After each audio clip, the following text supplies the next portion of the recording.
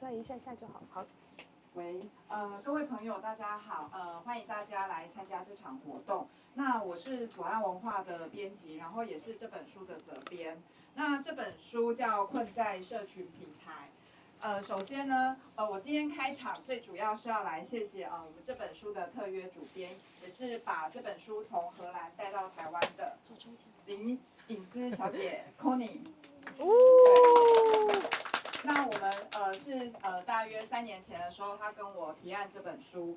那我们就是挑了主要的其中一本书的几个章节，然后再挑选其他的文章，然后集结成一本就是这个 Geert 老师教授他的精选集就对了。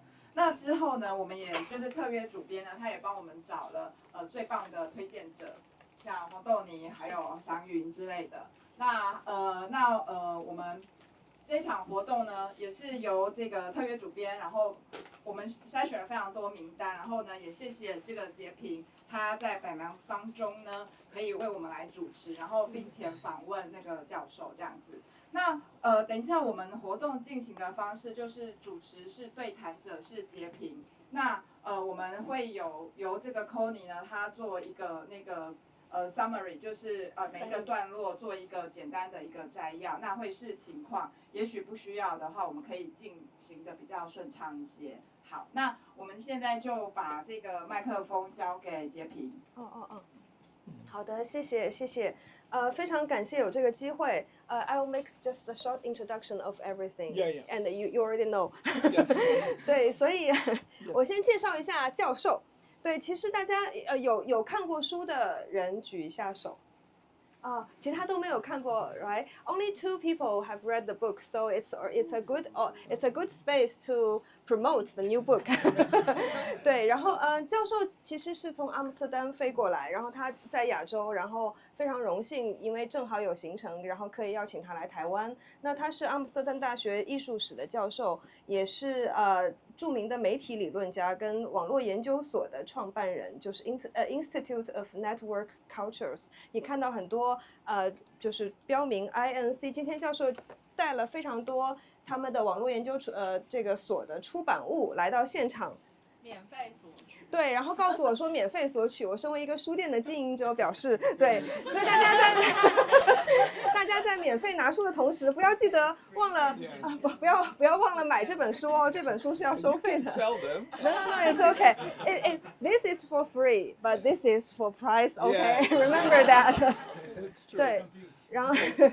对。然后所以网络我觉得那个 INC 是非常非常有趣的一个机构，大家读他的书，跟如果读到书中有很多的那个注解，就是标注了他们以前做过的很多事情，会非常有意思。然后呢，我们在今天的正式开始之前，我们还是尽管有 bilingual 的问题，我们还是延续这个传统，我们非常快的自我介绍一下，就是请大家用中文、英文都可以，就很快讲一下自己是谁，然后重点讲一讲今天想来听什么。然后呢，大家想来听什么的部分会由 Connie 很辛苦的 wrap up 一下，翻译给教授。好，那我们从这边开始 self introduction。The last one is you 大家好，我叫燕如，然后我是译者耶。Yeah, you are the hero. 对，这本书对我来说是非常非常困难的，我就发现我掉入了一个很陌生的社群世界，所以我今天也很想要来听听看作者本人。然后这是我第一次在我翻译的生涯里面可以见到我的作者本人，我非常的开心。好，大家好，我是韵晴。那今天是想要来听教授怎么混在社群平台，跟来看看影子。什么困在社群平台 ？OK， 我是豆泥，算是乡民吧。然后写了推荐序，叫做《给自己世代的末日饱餐》，所以我今天的期待其实也是，想知道社群平台的末日有没有一些可以取暖的饱餐吧？对，大概是这样。末日可以取暖吗？大家好，我是怡婷，然后平常的工作跟社群有一些关系，在做 social listening、market research， 然后会有 social listening 这一块，然后我一直觉得我困在这个社群平台许久，今天想要看看有没有什么脱困的方案。脱困方案 ，OK， 好。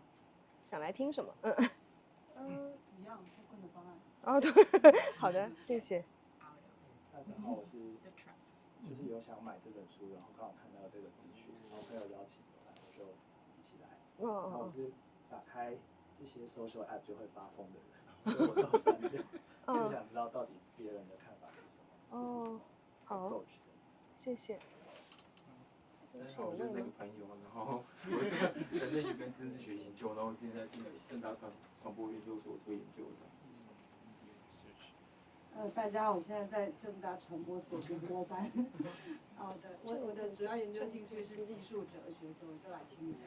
谢谢。大家好，我叫永军，我是在香港，我来自天津楼的。刚才看见这个sharing， 我就想听一下，就是也是有时候晚上就 doomscrolling 是不断的，那他们怎么样去解掉这个问题？谢谢谢谢。大家好，我是全普。那我现在是在一个环保的 NGO 工作。那因为社群媒体是我们主要倡议的管道，但是像我自己组的能源议题，其实也蛮多作假讯息，所以其实就是对社群媒体上面就是很多资讯品质不一的状况，也是感到非常的无奈。所以今天可能也是来听听有什么样的见解，谢谢。可以就是才会记得住。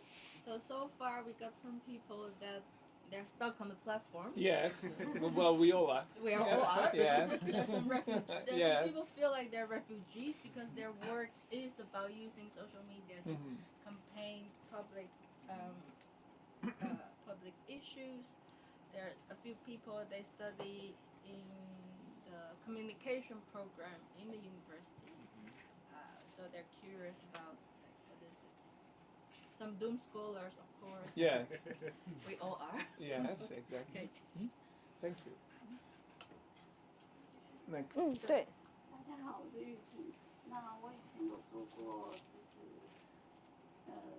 公家单位的平台后台的工作。那离开之后呢，我自己就是觉得我用社群变得很像在被窥视的感觉。那我曾经停用大概1年吧。后来因为联络需要或是一些朋友的感情需求，所以我又回来了。那我现在还是觉得常常会有被窥视的感觉，所以我看到这个标题，我说很有感，所以我想来谈一下，谢谢。谢谢。大家好，我是金刚，然后我跟这个相关领域比较没有关系，然后单纯也是因为算是重度也是很常使用社群平台，所以对这相关领域会比较有兴趣，对吧？谢谢。大家好，我是琼玉，然后会来主要也是好奇，然后因为平常在很常透过社群平台去得知一些时事或是不同的政治的观点，所以想要知道自己要怎么在平台上拿捏这个距离。大家好，我是 Bin， 然后我对就是因为一直玩社群平台，然后会感到就是说审美焦虑，或者是说对于身份认同上面焦虑，所以想要透过就这本书然后去理解这样，谢谢。大家好，我是 Leslie， 然后我是民间司法改革基金会的数位经理，然后我们就是对法律制度改革有兴趣，所以请大家多指教，然后也想多认识制度改革，你要先来一下。Okay, so continuously we got a few doom scrollers and stuff. More. Okay, we're making statistics. Yes. There also, so she works in the foundation that advocate for the change of law. She's quite curious how law could tap into this perspective. An identity crisis or something. Yeah. There are also identity crisis, like there's another lady, she used to work at the backstage for the government on social media, so now she feels when she uses social media, it's very much, you feel like you're being like controlled or monitored. 大家好，我是雅梦，然后就是一般的平台使用者，一般人，然后但是很低度的使用者，但发现其实不用还不行。其实我本来拒绝使用 Line， 但没办法。身为一个台湾人。但好吧，就用。但是对，就好奇说，除了这种感觉不得不的心情之外，还没有其他种。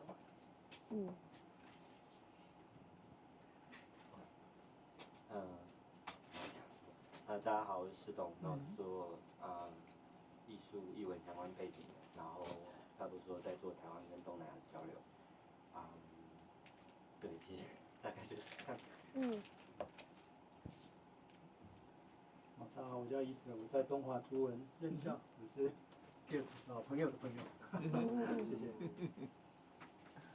大家好，my name is Matthias, and I'm sort of independent researcher. I was in Amsterdam studying media studies.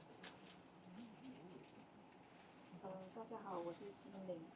我纯粹是对这个主题感兴趣，只是说翻了一下那个书，发现我不太懂，所以想说来听听看。大概不太看不懂。谢谢。大家好，我是佳颖。那我今天会来是因为就是我有追东尼的脸书，然后东尼就很大力推荐，所以我就很好奇来看看这样。大家好，我是郑威，我是单纯好奇这个主题，然后也在想有没有什么出路或者脱困的课程。好，大家好，我是嘉伟，然后社群人都叫我 Peter， 然后我是明天的读书会的算是主持人，然后也欢迎大家明天我们10点名额应该已经满了，所以欢迎大家一起来参加线上，然后应该会跟今天是比较不一样的讨论。大家好，我是 Hope， 然后我也是对这个主题有兴趣，之前有稍微关注一些书籍相关的论述，谢谢。好，我是淑美，我就是也是中毒很深，就是明明觉得就是其实很不喜欢，可是又忍不住又回去，所以我在想有没有什么大家一起讨论一下的解法。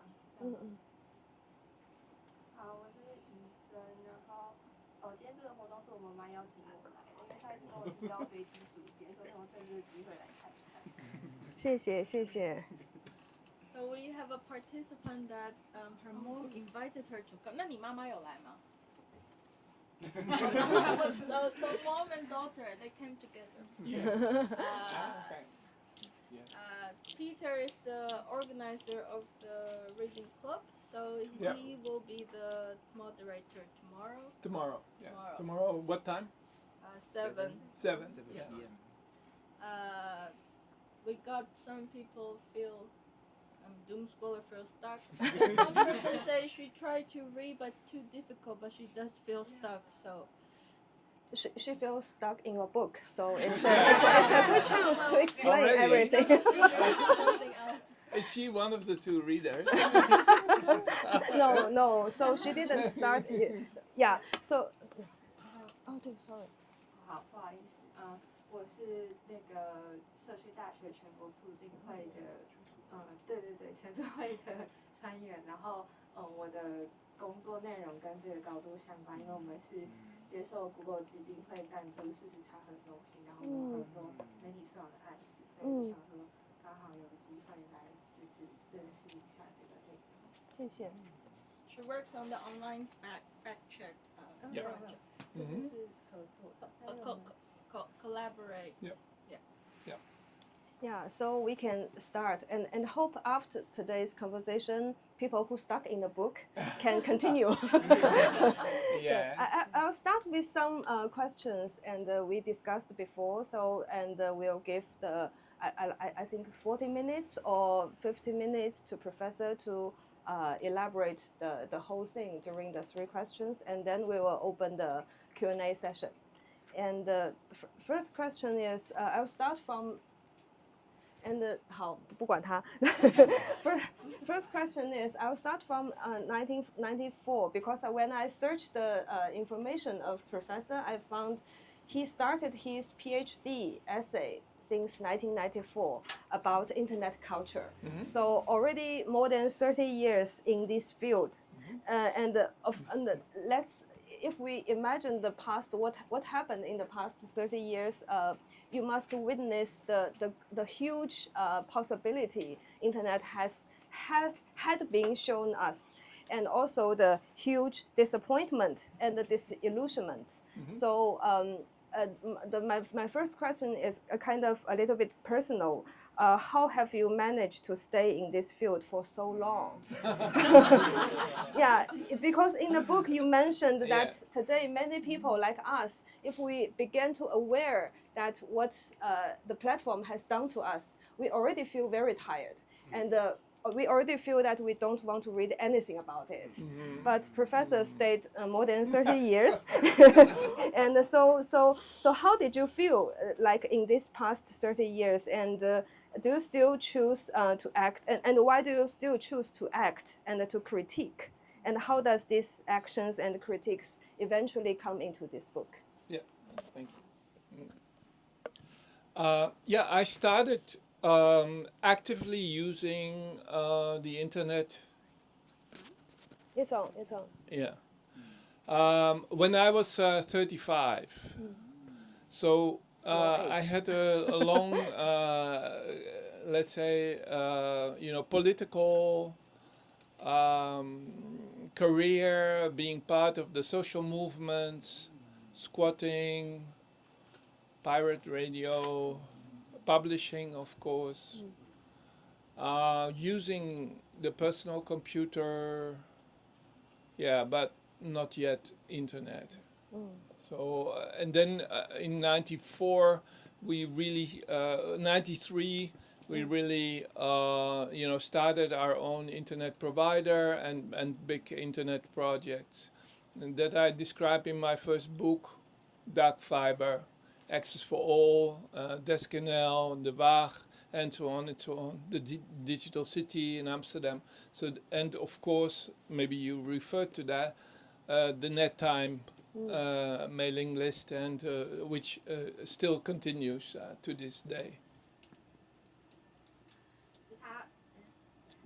你就开着就好。他从年轻的时候就是一路从参加社会运动，然后参加战务运动，然后就是参加地下电台，就是所以网络时代开始，就是他也是跳到网络上开始怎么样可以透过网际网络就是结集人群，还有做一些就是自发性的事情，然后数位跟城市的关系是什么？那他从那时候就开始出版，就当然还有出版。对。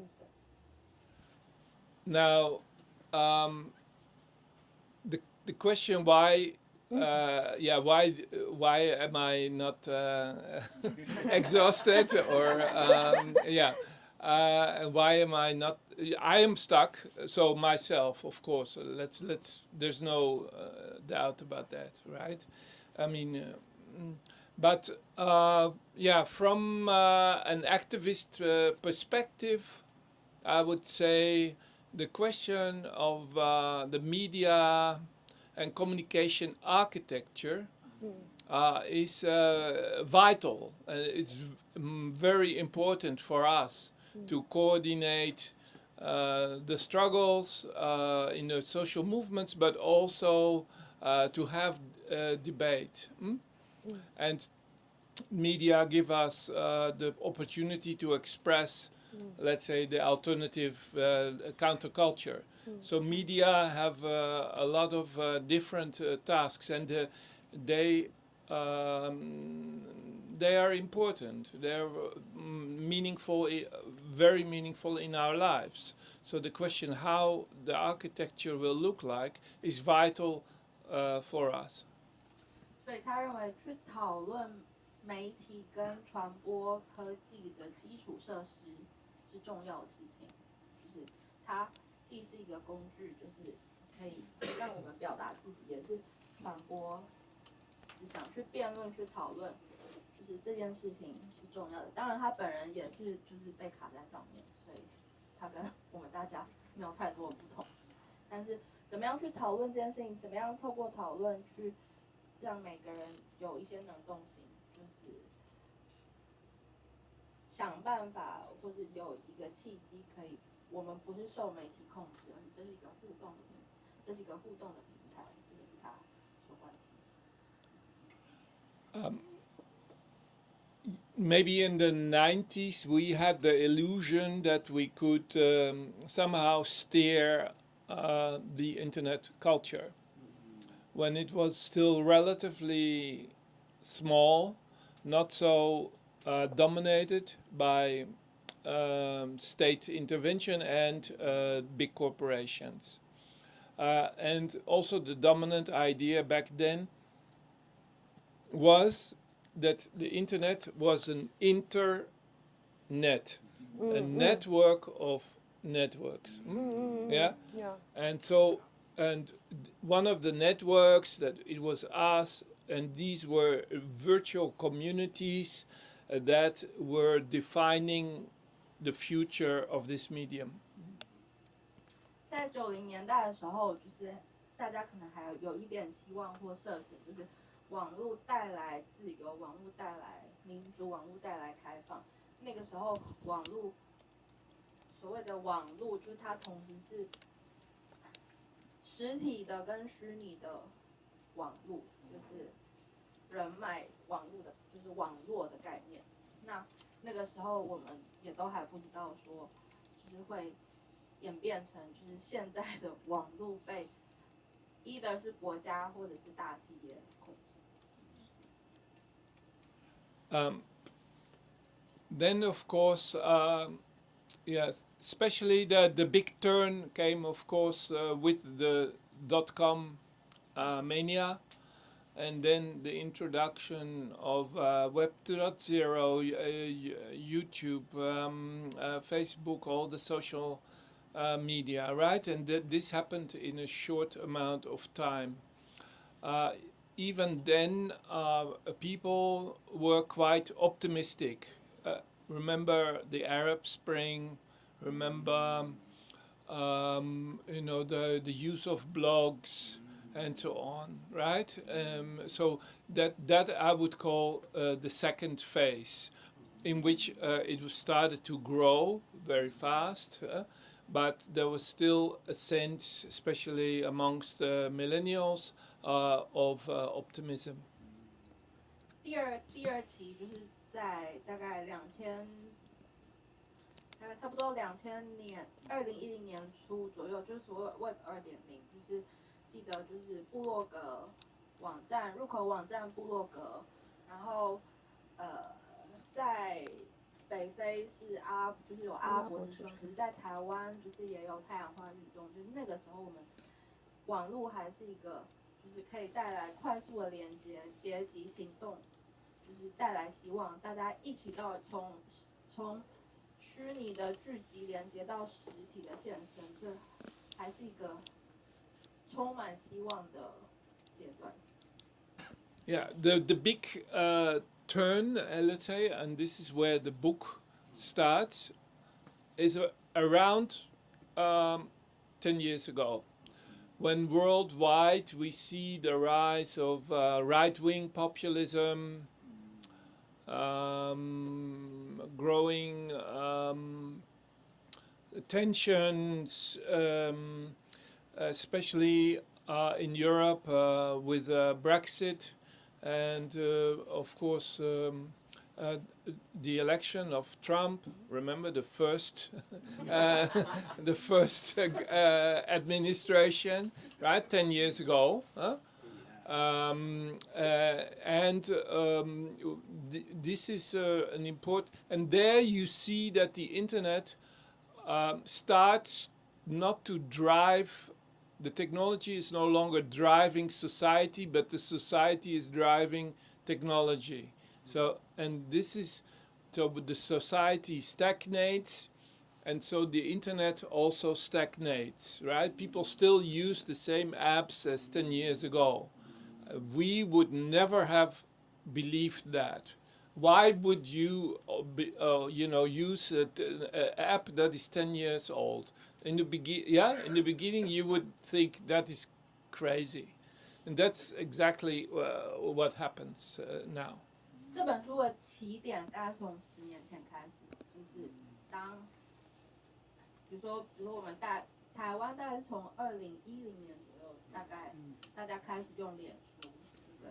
然后前期就是大家还会用脸书结集，可是你很难想到，那时候可能很难想象说10年过后我们还在用同一些 app， 就是好像以前是科技的发展带动社会，可是现在变成社会体制、科技的体制，我们都卡在同一个平台上面，可是这个平台没有进步，社会也没有进步。那当然，就国际政治来说，比如说脱欧，就是英国脱欧，明明专家都知道说脱欧是一件对经济社会都很伤的事情，可是右派网络的动员还是让这件事情发生了，或者是比如说川普如何透过他的网络策略，就是让大家觉得就是他最棒。现在是还有很多更多人觉得他很棒。对，就是这是怎么发生的？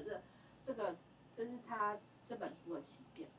And this is a moment that is also, let's say, theorized already a while ago with this idea that the society is regressing, that the society is stagnating. Zizek has written about that already, a long time ago. And the effect of this has been that instead of exploration, in which the networks of networks are going in different direction, what we see is that the network implodes in us. Yeah, it implodes. Instead of exploring, not explosion, but exploring or going, also not a bad idea. Somewhere, it implodes. 也就是说，社会停滞，社会没有往前进，同时网络就是有这么多不同的节点，网络也没有让我们继续往外探索，反而是我们在同一个地方内爆。对，也不是往外爆炸，就是内爆，就是。And this book describes this kind of violent energy that creates all these kind of mental health problems, right? And so in my work, I've tried to describe what happens when there is no possibility anymore, and what happens when you get stuck on all these apps and you don't know how to exit.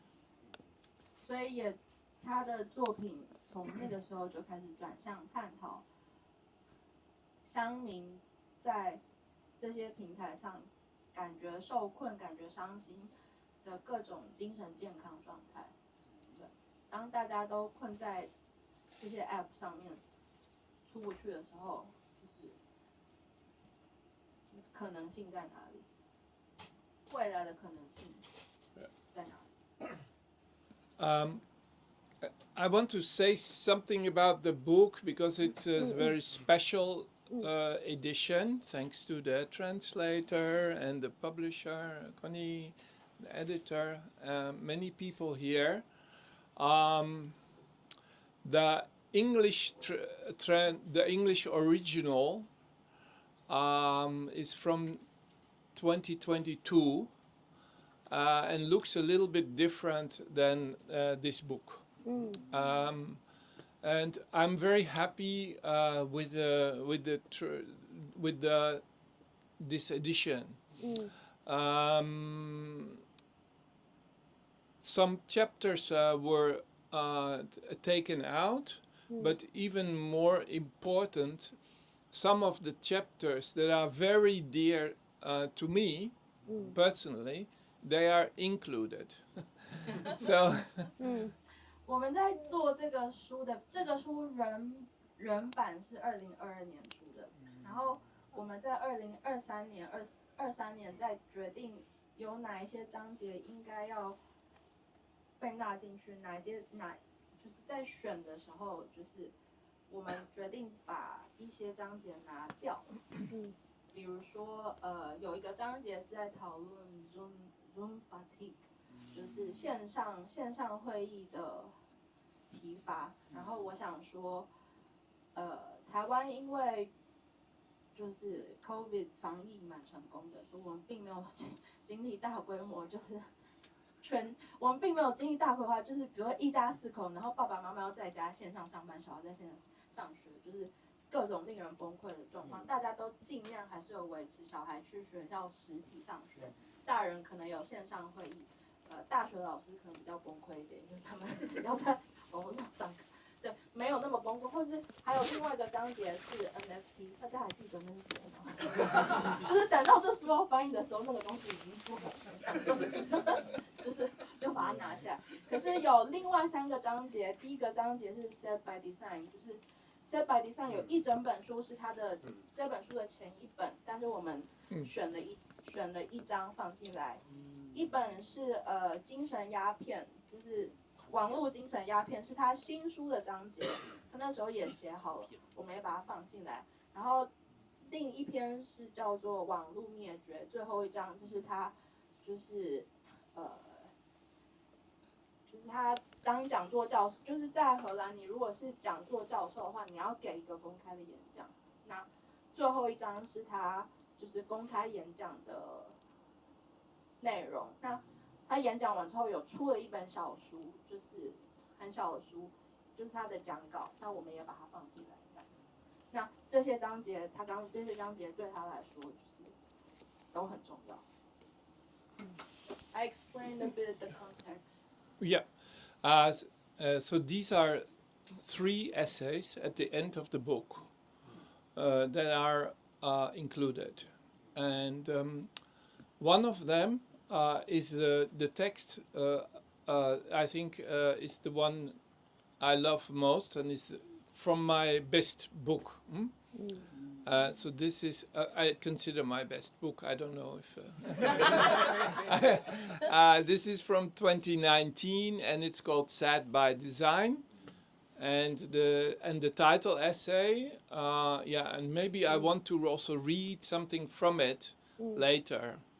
Just because of the poetry of it, because the poetry of this text is, it's kind of touching. It's something special, because I tried really to understand why internet is making so many young people sad. And I have a son, his name is Casimir, and he's 23, and he has taught me about the techno sadness. So he grew up with this, and I try to listen to him and understand. 就是刚刚讲的，就是第一篇不是原本书里面的，就是 Sad by Design， 就是被设计的悲伤。被设计的悲伤，他觉得就是那本书是他自己觉得是他最好的作品。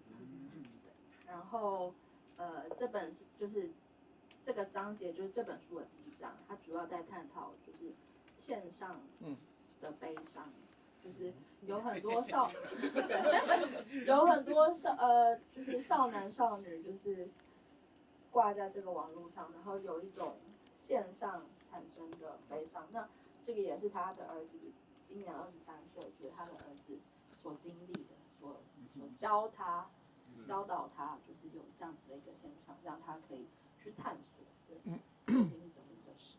In the last years at our institute, we have studied a lot of memes. And this is one of the free books you can take for free. So, anyone here who is interested, please. It's one of free books, communist system, free books. So, and one of these memes described this phenomena called copium. And copium means how do you cope?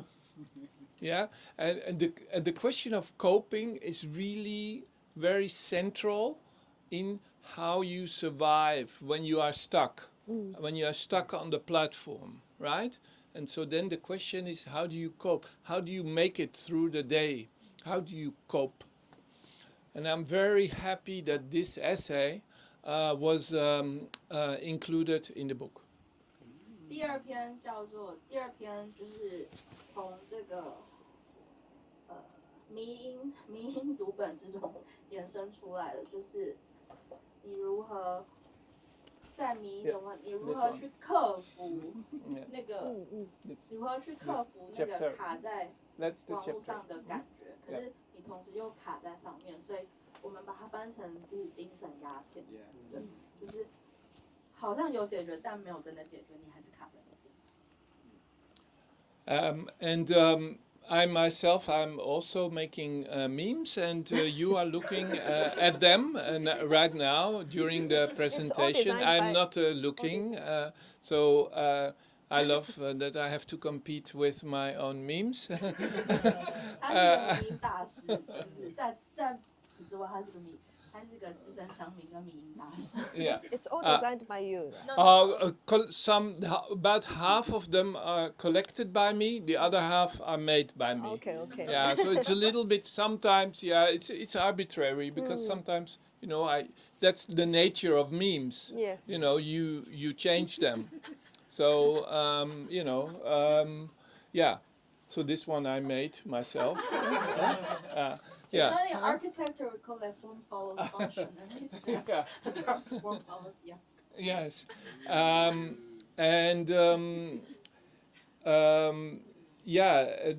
So the last text is also very dear to me. If you want to have a look, please download the English PDF of this one, because it's free. By the way, Sidebar Design is also free. You can find it everywhere, the PDF of the book. It's on LinkedIn. It's all everywhere. Yeah.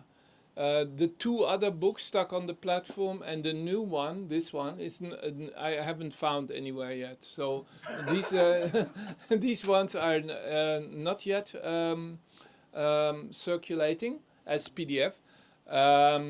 But the last chapter is available, and it's called Extinction Internet.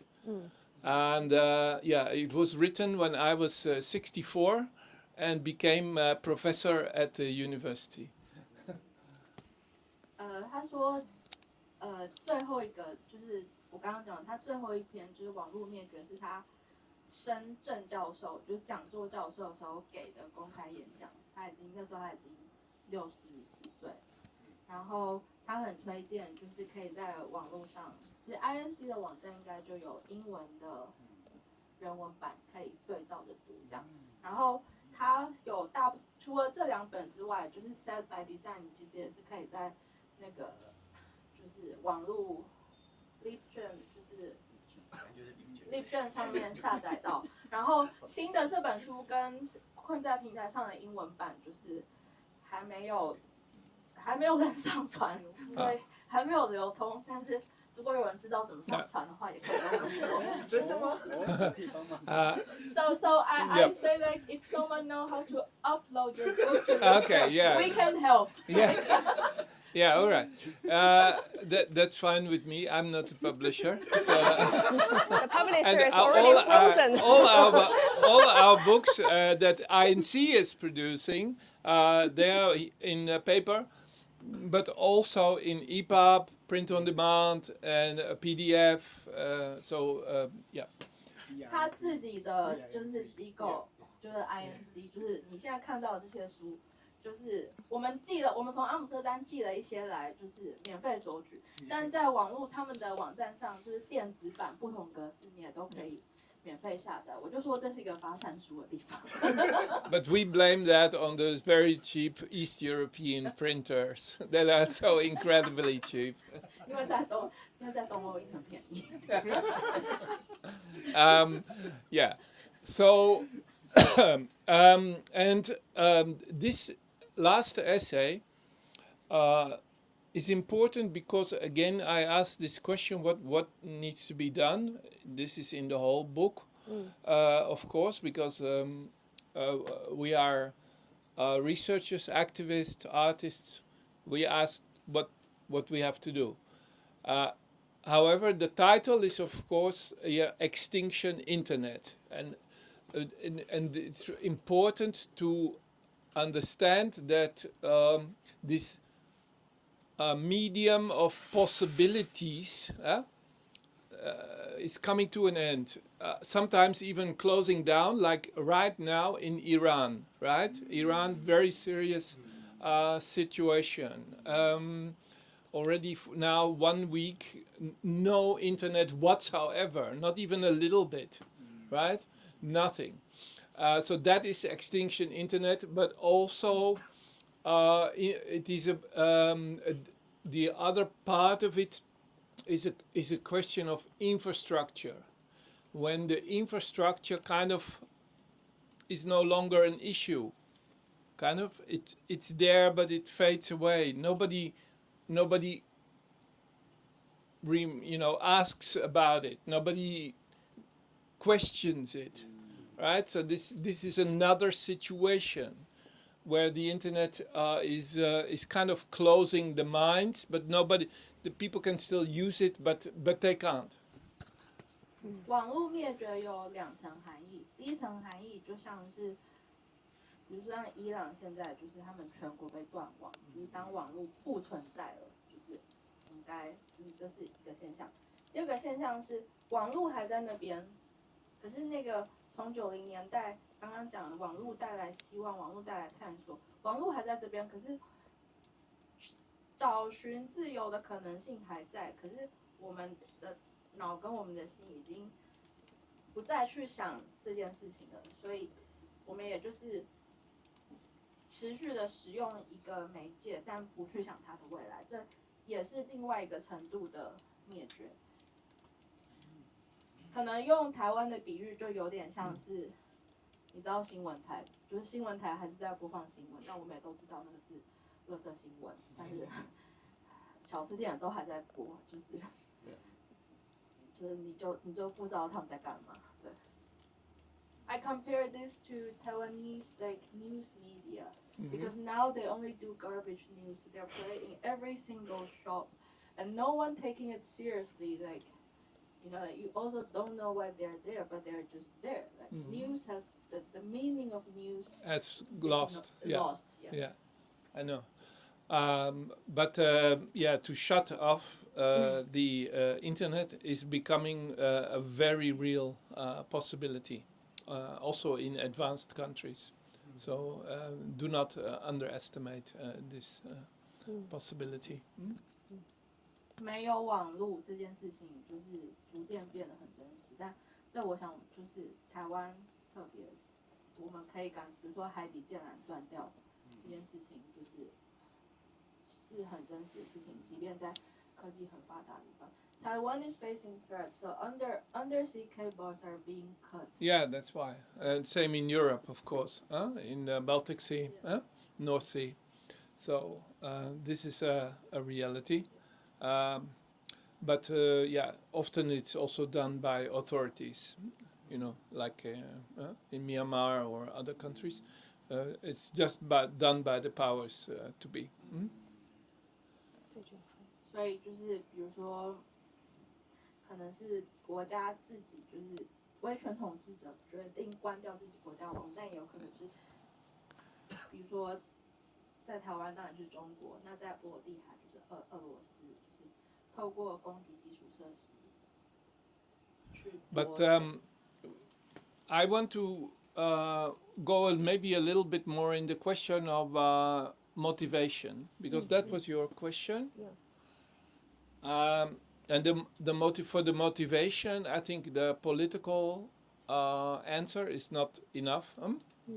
I think in my case, there is also a psychoanalytic motivation, namely the idea that you have to take the mental crisis serious. And in many activist circles, it is not done to talk about that, because we need to believe in the optimism of the will, and we do not understand why young people are doom scrolling and why they are stuck. They just need to wake up and go to work, something like that. Yeah, and that strategy, in my understanding, is completely bankrupt. Yeah, we need to understand and be in solidarity with young people and take their concerns very serious. And this is what you see in the current Gen Z revolt, which is happening across the world, right? And it's very, very interesting. Think of the enormous revolt that just happened a few months ago in Nepal.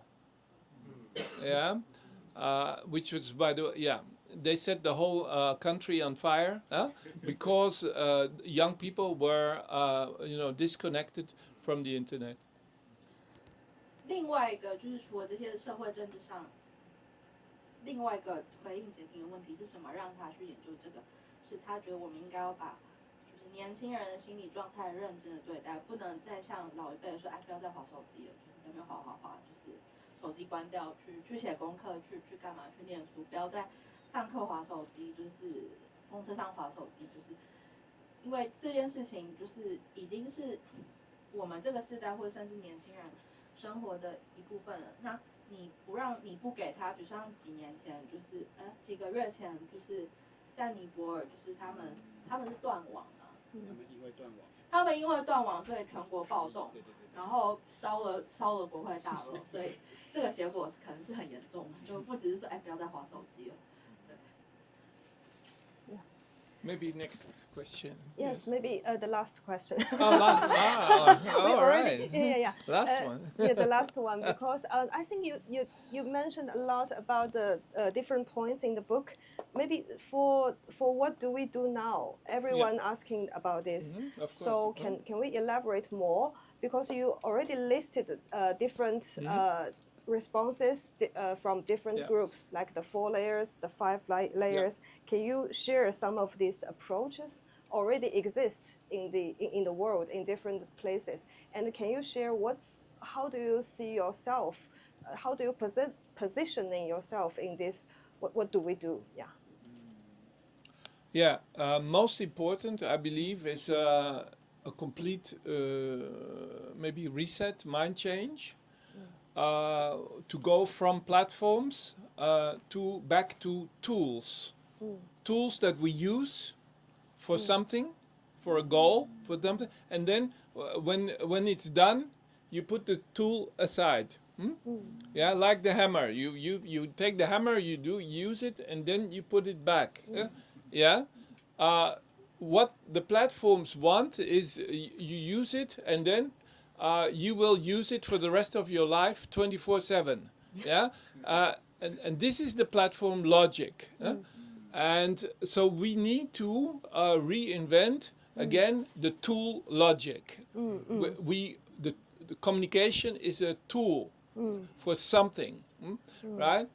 The other thing is it's still very basic notion of network theory. That I further developed with Ned Rossiter, my friend in Sydney. And that is the basic distinction between weak links and strong links. Yeah, we could say what we are doing here in this thing, we are creating strong links. Yeah, between people, friends. The social media platforms are only interested in the exploitation of weak links. The friend of a friend of a friend, etc. Right? People you don't know and don't care about.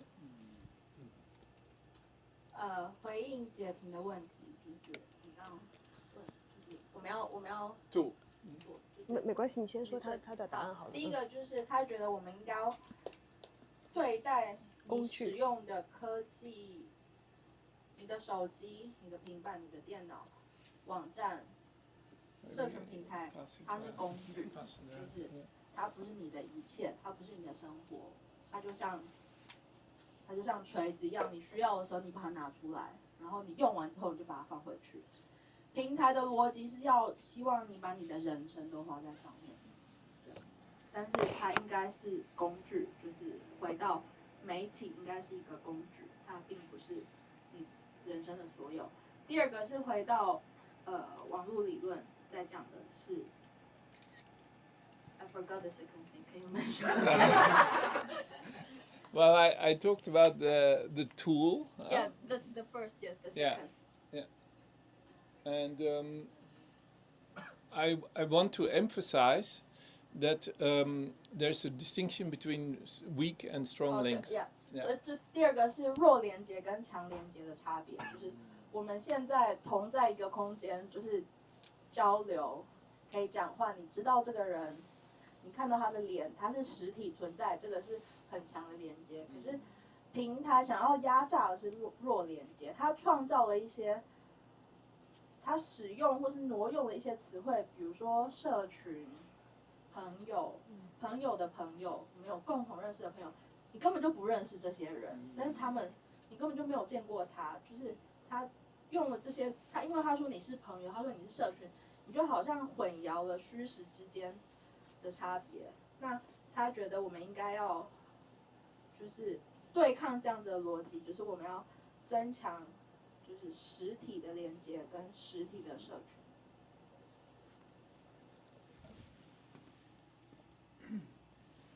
I also would like to emphasize that we should not feel ashamed if we are building up offline networks. And so this will be in the coming years. Not only is it very meaningful, but also very necessary. Yeah, it will be difficult because of the way we are now tracked, and the whole surveillance system is set up that we sign the social contract. Namely, we say we will be online 24/7, right? Huh? Yeah, we do that voluntarily. Huh? Yeah, as a slave. It's not in the law that says. You need to have your phone on. Maybe in some countries it already is, right? I mean, in the Netherlands we're coming quite close to the fact that you're forced to pay with phone, for instance. So the system is forcing you to be online. In the new book, I have a chapter on this question of what is European offline romanticism, and so we have to deal with that as well. But still, I find, politically speaking, it's really a necessity to build up offline networks.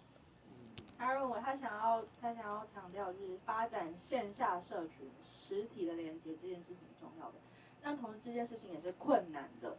就是不要，就是觉得能力不够，或是不要因为这样子觉得就是难堪，就是这很难，因为现在的发展就是我们已经跟我们的手机、还有 App、还有线上平台连在一起了，甚至可以说，你知道你的手机跟你的拇指，就是你的手机就是你的延伸，然后各式各样的线上支付，或是就是你的生活其实很难不用到这只手机，但即便是这样子，就是还是要努力发展线下社群，但也不需要就是对自己就是太严厉。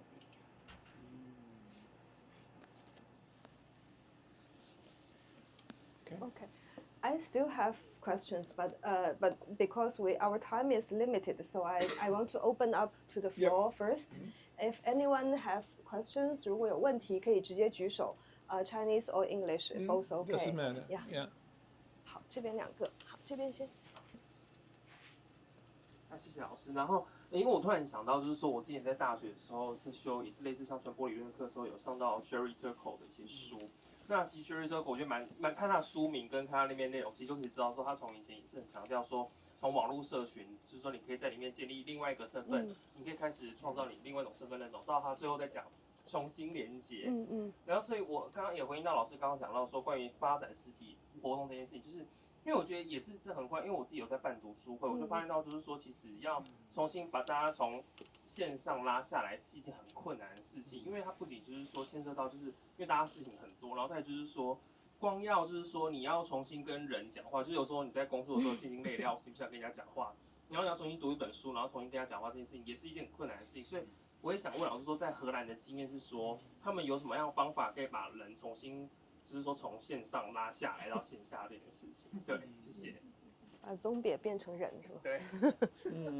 So he asked this question, say that first she mentioned this scholar Sherry Turkle, yeah. So Yeah, of course. Talk about building community, and he also organized book reading club. He realized it's really difficult to gather people on site and make them read and talk. Every single step is difficult because people are busy, like they're tired, they're no longer used to read like paper book. Also, they're no longer used to talk. Yeah. So to real person. Yeah. to real person, like, and what is in Amsterdam? Correct. In Amsterdam, what are examples that? How do you pull people Yeah, out of I the would web? say we have the same issues, and it's very special. You know, if you wanna, do something with Gen Z, please. You know, it's very, very, for me, very inspiring. Okay, not problematic. Very inspiring. But you are faced with all the problems you are describing. For me, there is a difference between, let's say, what Sherry Turkle describes. Her book is called Reclaiming Conversations. And to me, from the Dutch perspective, it's a little bit too German, let's say. It's too much belief, also too much French in a way. It's a strong belief in discourse and in discourse making through discussion, right? And that is again quite German. So you create a discourse through discussion. I would say in Netherlands, the emphasis is probably a little bit more on organization. So reclaiming, not conversation, but organization. Coming together, do something, using specific tools to organize something, a task, a common task, something like that. Yeah, and maybe because of the problems you are describing, the whole idea that you do these tasks after you created a discourse is maybe a thing of the past, right? Because of the reading crisis and the really decline in the possibility to argue and to debate. 他先回说，你这个书就是它是一个蛮德式或是法式的理论，就是说，先要创造一个理论，是我们要来讲话，就是非常哈伯马斯公共领域式，我们要认真对话。可是这个是很理论，实际上也是很困难的事情。然后荷兰的方式比较不着重在创造对话的方式，而是你要想一个方法，就是你要是想一个方法去组织一群人，那想一些任务或者去做一些事情，就是当你一起做一些事情的时候，你自然会对话，有一个共同目标，你要怎么样把人聚在一起，不是叫大家来讲话，叫大家来念书，就是而是做一些别的事情。I have a side question, So talking about like organizing tasks, right? So let's say TikTok queue. That's also people meet on site, queue for food. What is it like? Well, that's the result of the influencer logic. Which means to gather as many followers as you can. So that is, for me, a classic example of the exploitation of weak links. People have nothing in common. They just want to have some kind of a pseudo event experience, namely the purchase of a cookie,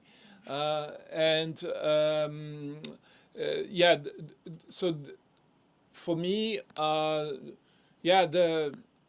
the influencer model is something that needs to be attacked, not the influencers, but the underlying logic of it. 我加问这个问题是因为，就是这个区别到就是在场的线下实体互动的交流跟网红经济的差别。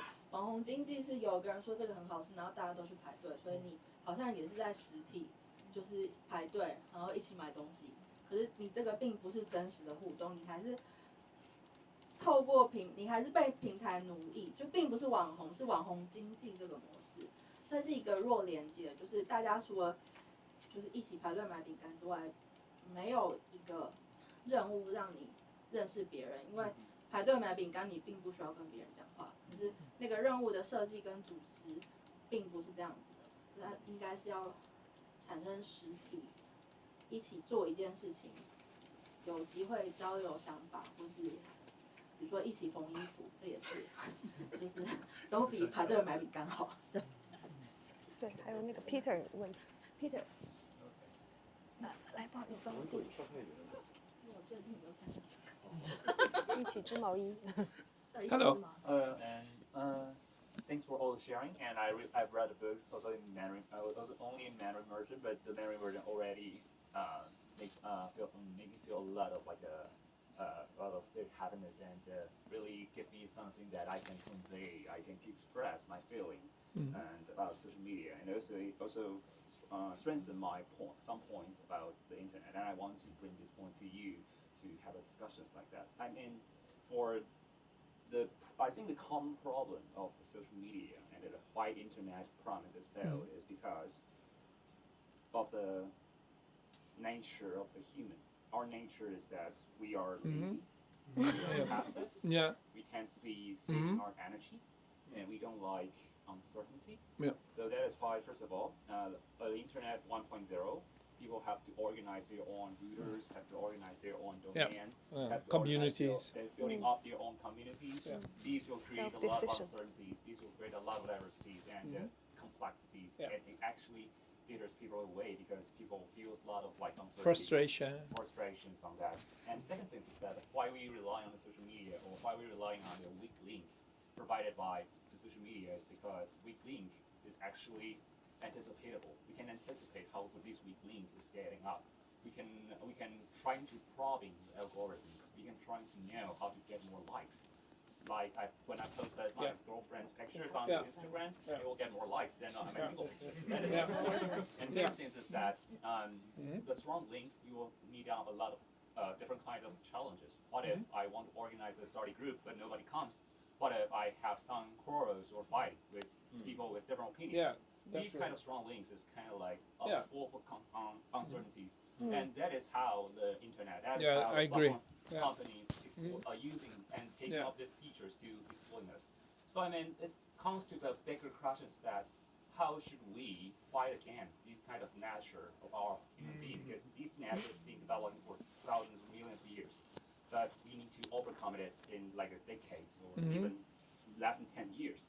How to do that? And I think this will be the final answer for whole questions that we discussed today. Yeah, I fully agree. Just a moment. Yeah. 你可以自己翻译一下吗？短暂的。对，就是我在读这本书的时候，我其实一直在思考一个问题是，就是我们所有讨论的，不管是社群媒体的问题，或者是这本书里面提到的，就是网际网路，它同样提到一个很重要的点是，网际网路一开始在1990年代被发明出来的时候，它带有一个承诺是大家可以透过网际网路的工具，然后自己去建立自己的，不管是网页或者是部落格，或者是各式各样的东西。因此，你可以摆脱一些机构，比如说当时的大型媒体集团或者是大型公司的掌控。但如今，现在的网络已经变成是这个大型公司跟平台的一个竞技场。那所以，为什么会变成这个样子？我自己会觉得最根本的原因是因为我们人本身就有这样子的一个天性，我们是一个懒惰的生物。但这也很合理，因为我们如果不懒惰的话，我们没有办法活到现在，我们没有办法演化成现在这个样子。但是现在这个天性就变成他们会这些大型平台公司，他们会利用这样子的一个天性，他们会想要去消除大量的不确定性，帮我们提供好准备好的内容，用演算法去推荐给我们想要看到的东西。我们不喜欢不确定性，我们本质上是一个带有偏见的生物。我们本质上不喜欢，我们虽然口口声声说我们喜欢看到更多样化的内容，但是我们还是没有办法情不自禁的会被我们所喜欢的内容所吸引。那也因此这件事情就会变成是我们要如何去对抗我们这个已经演化了千百万年来的一个天性，然后甚至我们要在很短的时间，可能10年或甚至更短的时间内去对抗这件事情。那我觉得这才是问题的一个核心。谢谢。Yeah, I fully agree, and there's even scientific evidence for this. Maybe you remember the Netflix documentary, The Social Dilemma, and the group that is featured in there, social media engineers, also the inventor of the like button. These are people that, admit that all these, let's say, subconscious processes have been tried out and optimized, right? The word here is optimization through, let's say, behavioral science techniques, right? So this is, there is thorough research done how to do this, how to better understand, let's say, the human weakness or the human mind, for that matter. 他同意你说的，而且这些并不只是人的天性人，这些是透过比如说认知心理学家或是软体工程师，这是精心计算的结果，就是平台如何利用人的惰性去优化它产品的服务。你每一个按赞所刺激的多巴胺，或是你想要得到的注意，但这其实那个 Netflix 的纪录片叫中文 Social Dilemma， 就是其实里面也都有讲。Okay.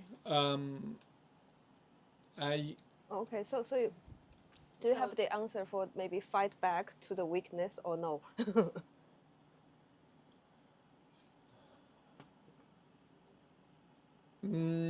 I would say, well, first of all, I explained that just ignoring it is not taking us anywhere. Yes. Overcoming it, yes, together.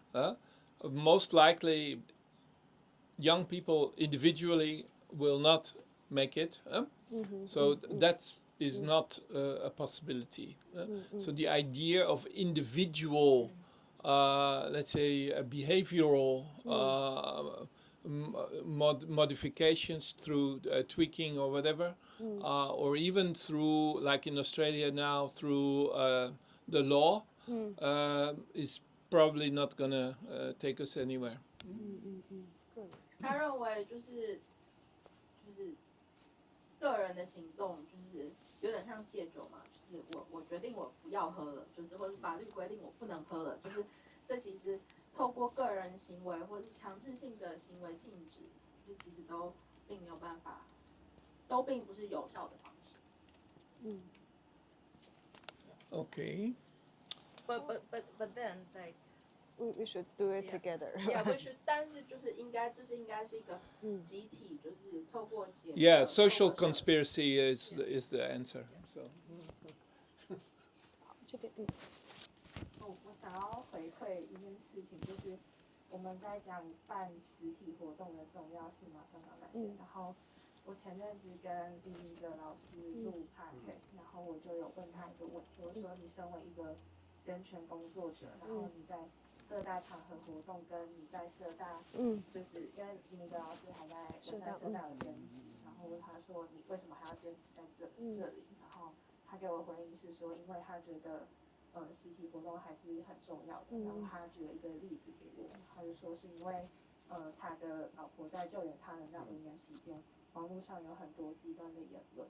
大家说实际上他老婆在不管是路上或是吃饭的时候，大家都是跟他说加油，或者是甚至是帮他结账，所以他相信网络只是扩大了极端言论，实际上还是有很多温暖的人。就是老师给我这样子的一个回应，我想说现场应该有很多 NGO 工作者有一样的困境，就是就办活动没有人来，或是就是我们的读书会可能很难找到人这样子。这其实也是我们在社大里面就是想要坚持下去，因为它是一个实体的场域。然后，但其实我们也会遇到一样的困难，就是我们要怎么样找人来持续的连接，就除了来上课之外，我们也想要讨论一些事情。然后之前一个校长他跟我说，就是你要让人家知道你是一个好的团体，就是不见得是我们读完一本书或者是什么之类，而是我们人与人之间的连接，是他会想要继续维持这个人际关系。然后我想要问的问题是，就是其实我们现在看社群或者是网络，我们在意的是比如说青少年他们遇见的情况，但是因为其实社大他们的对象，对，大概是45岁到65岁这个区间是最多人的。然后但我想问的就是，他们其实可能也是40-50岁的时候接触到网络，然后或者是手机变得就是现在的就是贾博士后来出了这种手机的形式，带来很大的变化。小时候爸妈跟我们说，网络上的人你不要随便相信，但是现在网络上的东西爸妈都相信，所以我想问的是，对，爸妈不相信我们，但是相信网络上的东西，他们才是困在这个社群平台上的人。我想问他怎么看这件事情。She has one feedback and one question. The feedback is that she recorded a podcast with a human rights activist. He was trapped in Chinese prison for 5 years. And she asked him, like, why do you still insist to have on-site organization, on-site meetings? And he said, like, while he was in the prison and his wife was very busy rescuing him, online you see very extreme opinions. However, on site, in the real life, there are so many people came to her, say, hey, like, they buy her food, like they check out, they took her bill, like without knowing it. They're like very warm interactions that really support her to keep it going. So that made him realize, like, online form is just a radicalized opinions. So we should insist that. The question is that she works for adult education. So they work with people in the age group of 45 to 65. These are actually the new user group of internet. They didn't grow up with internet, but now everyone has a smartphone. They have less, let's call internet literacy, right? So they're less resilient to manipulation, fake news, online scam. So she asked, like, what do we deal with it when your parents don't believe in you, but they believe in fake news online?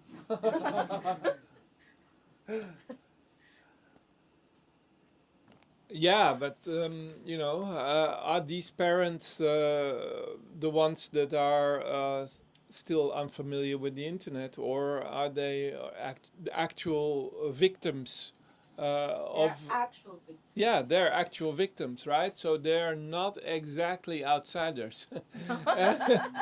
So there's a distinction there we need to make. Maybe they don't have much. What is called digital literacy, but they are the perfect objects for manipulation, right? So this is what we need to take into account.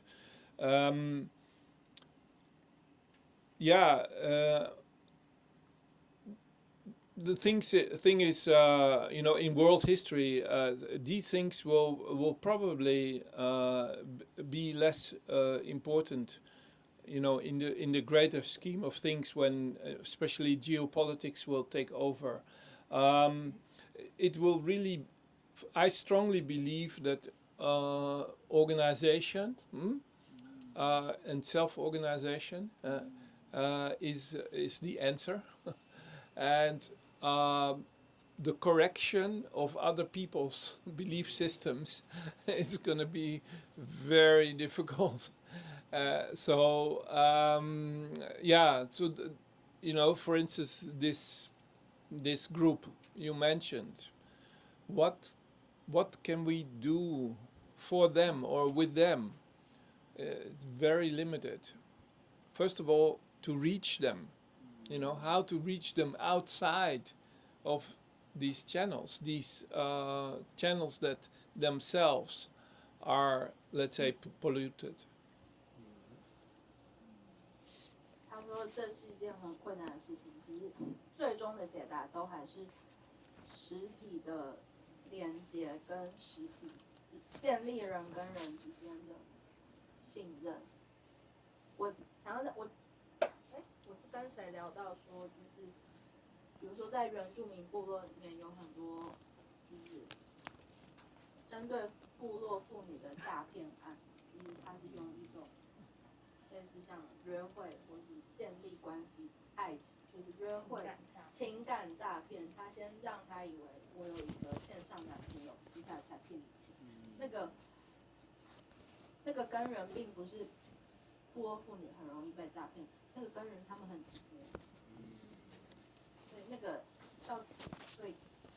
个是实际的寂寞这件事情是真实需要被回应的。那网络情感诈骗才是那个趁虚而入，需要是。I explained a bit like someone told me like in indigenous tribes, it's a thing that like women who live alone, they're easy to suffer from dating scam. Mm-hmm. Yeah. And the actual thing is they're lonely, right? Yeah. It's not that exactly. So to solve the issue is the loneliness, not how to and prevent. By the way, in the new book, there's I've got for the first time a chapter just about this, about confronting loneliness, taking into account the basic paradox, namely what is loneliness in social media when you have thousands of social interactions, but you are very lonely, right? And this is the big paradox of our time. 他说他在新书，就是刚刚大家里面有一章就在讲这件事情，就是平台或脸书让你觉得你可以接触全世界，但你仍然很寂寞。就是你脸书上有几千个朋友，但是你可以一直按赞或被按赞，但你还是心里觉得很寂寞。这是我们这个时代一个很大的矛盾。Okay. Do you all have to leave? Do we have to stop? Or? No, we still have 10 minutes. Oh, thank you. so maybe 10 minutes. Maybe the last two questions. One is here, and because I really wanted to read some parts. Okay. But we will leave time for you. Yeah. 谢谢张哲一哲还有大家在这里，就我们一起在这里这件事情。然后，就我刚刚有想到一件事情是，比如说我们在听 podcast 的时候，你其实是同一个 podcast， 但是你可以选择不同的收听平台，或者是比如说像刚刚那里，我现在看到这里有 Line Pay， 就是你支付的时候，其实有不同的支付方式。但我们刚刚一直在讨论，就是关于，比如说像 Facebook 或者是 TikTok 这些巨型的封建主义式的巨大平台，都要吞噬我们，无论是理性或情感的时候，有没有可能想象一个比较有多元平台的存在的一种作为中间地带的方式，就是介于 online offline 之间，有没有可能就是有多元平台的存在？那如果说那个有可能的话，那我们有可能怎么促进这个存在？We talk about Fediverse. She asked a question. Basically, it's about Fediverse. What are possibilities to have multiple platforms, online, offline, in a communicatable form? Yeah, I'm a very big promoter of social media alternatives, including Fediverse, Signal, you name it, right? It's a whole ecosystem already. Also, we have to face the fact that in the last 10 years, they have not grown. And so this is a question we need to ask. We are in the trap, in a way, of open source and free software, which were wonderful, let's say, software, but no one's using them. And so, and in the case of open source and free software, it's even worse. That it's been appropriated and taken over by Silicon Valley corporations, right? Who are now using free software that they haven't paid for to develop. So this was all free labor that is now contributing to the growing, social inequality and the lack of money that is going in our direction. This is why I believe that the Fediverse and so on needs to be combined with alternative streams of money, income for people.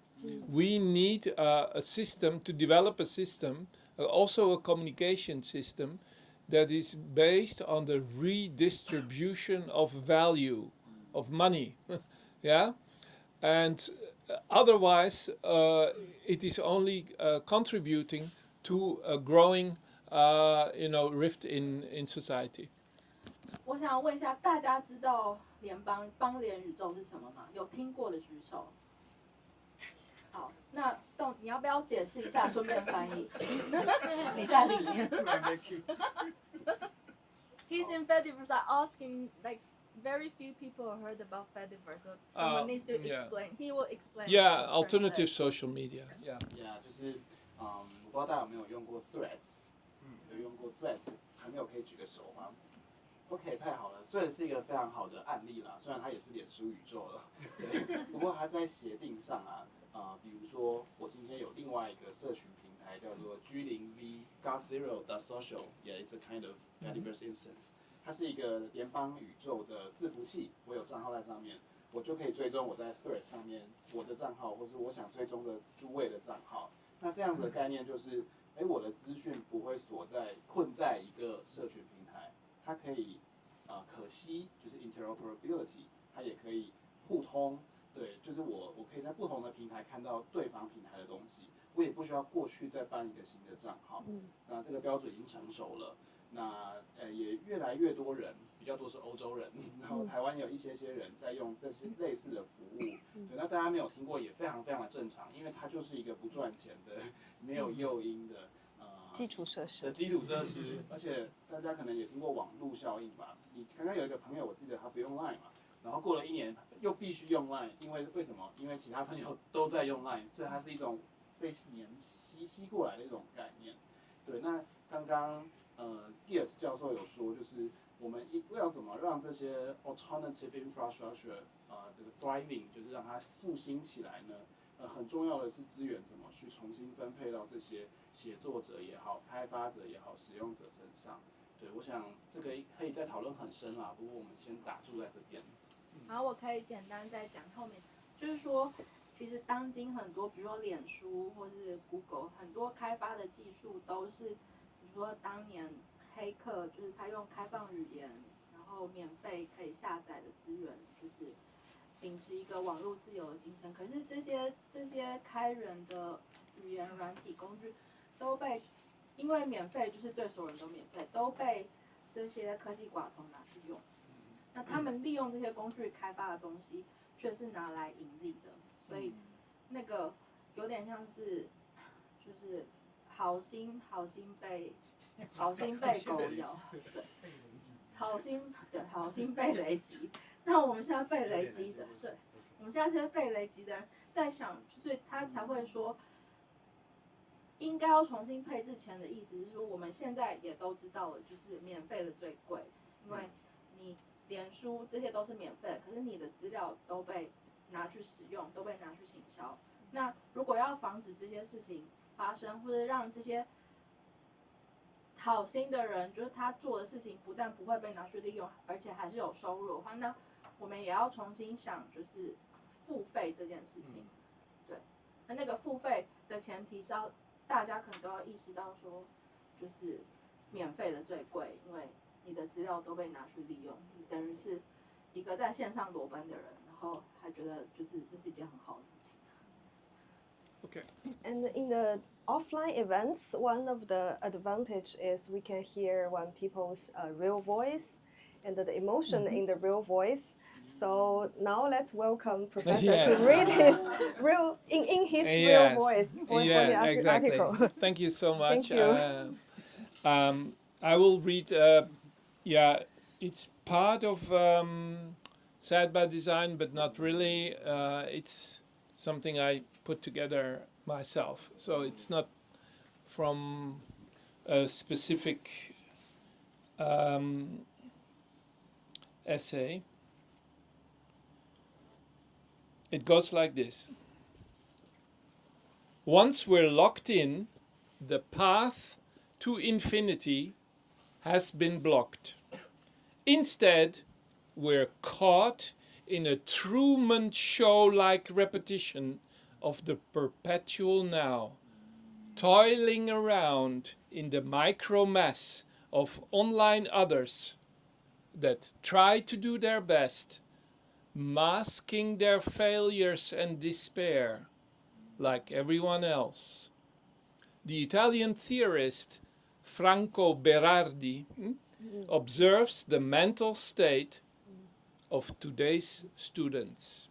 I quote, "I see them from my window, lonely, watching the screens of their smartphones, nervously rushing to classes, sadly going back to the expensive rooms that their family are renting for them. I feel their gloom. I feel the aggressiveness latent in their depression." End of quote. In the social media era, the Oblomov position of doing nothing is no longer an option. In particular for those that cannot economically afford to get stuck in the abyss. The design is elegantly forcing us to engage, make choices, click, agree, and respond. If only we were able of taking action and making real decisions. We experience the sadness of online existentialism minus the absurdity.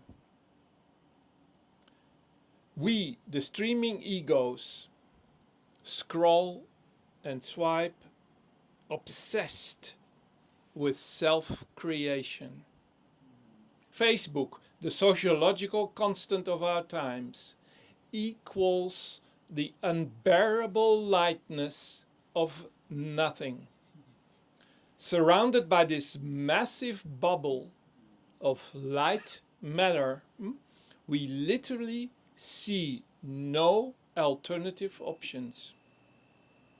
Jailed in the digital monad, you are free to dream about as many worlds as you like. Being on social, as the Italians call it, the Zen status of detachment is an ontological impossibility.